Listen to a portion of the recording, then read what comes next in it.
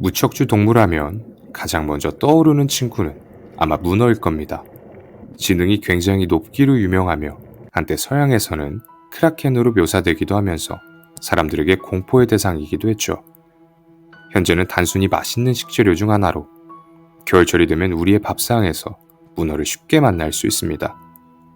이렇게 꽤나 친숙한 동물인 문어는 인간은 상상도 못할 능력을 가지고 있죠. 만약 문어의 뇌가 한 개가 아닌 9개의 뇌를 가지고 있다면 믿을 수 있으신가요?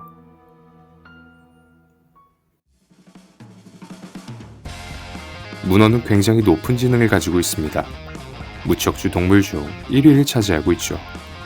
그 지능이 얼마나 높냐면 강아지와 비슷한 지능을 가지고 있습니다. 사람을 기억할 수도 있으며 문제 해결 능력이 굉장히 뛰어나고 학습 또한 가능합니다. 심지어는 거울에 비친 자기 자신의 모습을 인식하기도 하죠. 재밌는 점은 문어들끼리 다투거나 혹은 그날따라 기분이 좋지 않은 날은 본인의 침대로 돌아가 화를 식히기도 합니다. 이렇게 높은 지능을 가지고 있는 문어는 다른 엄청난 능력도 가지고 있죠. 바로 변장술입니다. 바다의 카멜레온이라고 불리는 문어는 카멜레온이 피부의 색을 바꾸는데 약 20초 정도의 시간이 걸리는 반면 문어는 단 1초 만에 온몸의 색깔을 뒤바꿔 버립니다. 색의 스펙트럼 또한 굉장히 다양한데 그 비밀은 바로 문어의 피부에 있습니다. 문어의 피부는 총 3개의 층으로 나뉘어져 있는데 첫 번째 층이 뮤코포어라고 하는 세포층입니다. 이곳에서는 대부분의 빛을 반사시켜 흰 색소를 만들 수 있습니다. 두 번째는 홍색 소포층입니다.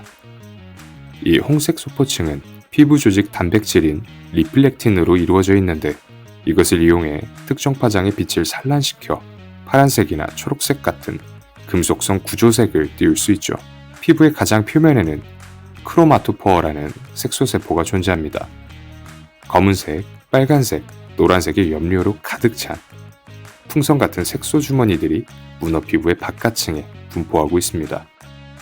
문어는 이렇게 색소세포와 리플렉틴을 사용해 다양한 색깔을 만들어낼 수 있는 것이죠. 이것들을 활용해 문어는 1시간 동안 약 177번이나 색깔을 변경할 수 있습니다. 더욱 신기한 점은 문어는 색깔뿐만 아니라 주변 환경의 모양과 질감 또한 따라할 수 있다는 것이죠.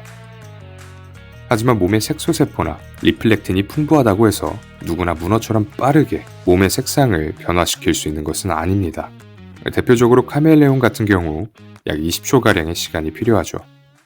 그렇다면 문어는 어떻게 몸의 색깔을 순식간에 바꿀 수 있는 걸까? 문어는 약 5억 개의 뉴런을 가지고 있는데 그중 3분의 2가량이 다리에 위치하고 있습니다. 덕분에 문어는 다른 동물들보다 훨씬 더 빠르게 색깔을 변화시킬 수 있는 것이죠.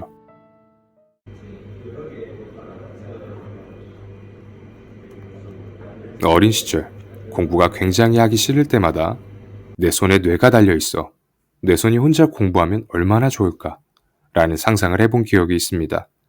그런데 문어는 이 상상을 현실로 만들 수 있죠. 문어는 다른 생물들과는 다르게 많은 수의 뇌를 가지고 있습니다.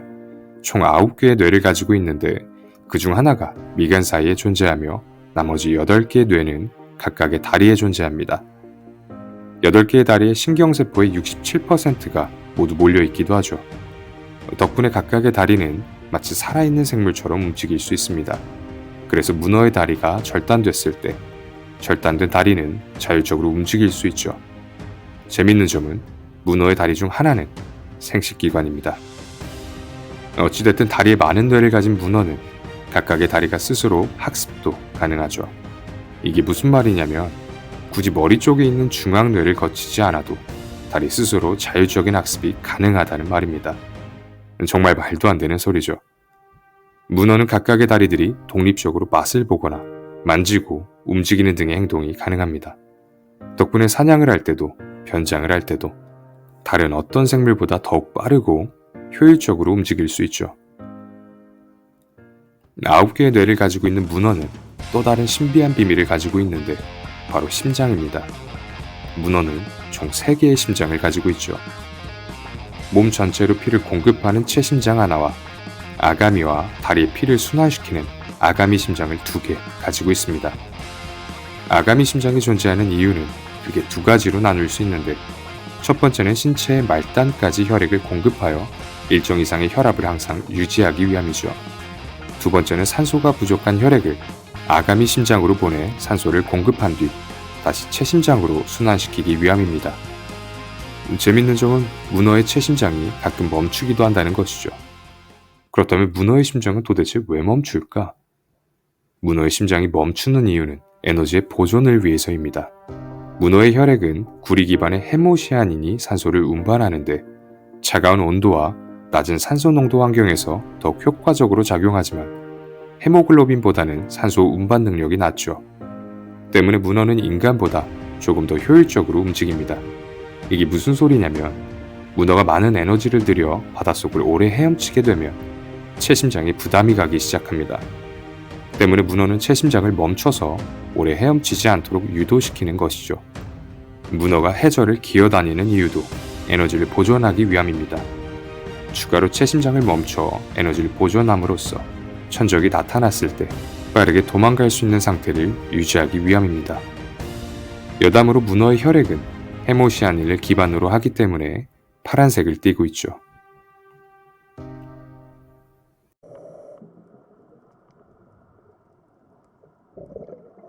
비인간 인격체의 후보로 불릴 만큼 굉장히 높은 지능을 가지고 있는 문어.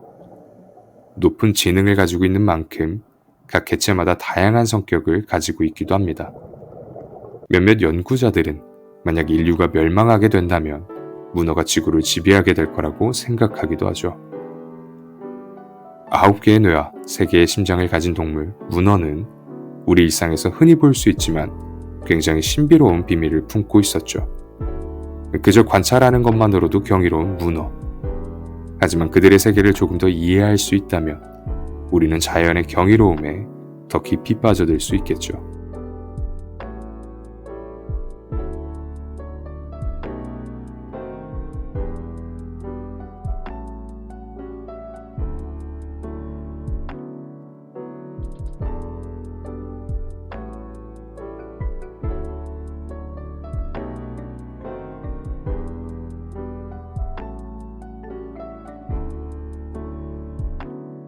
문어 좋아.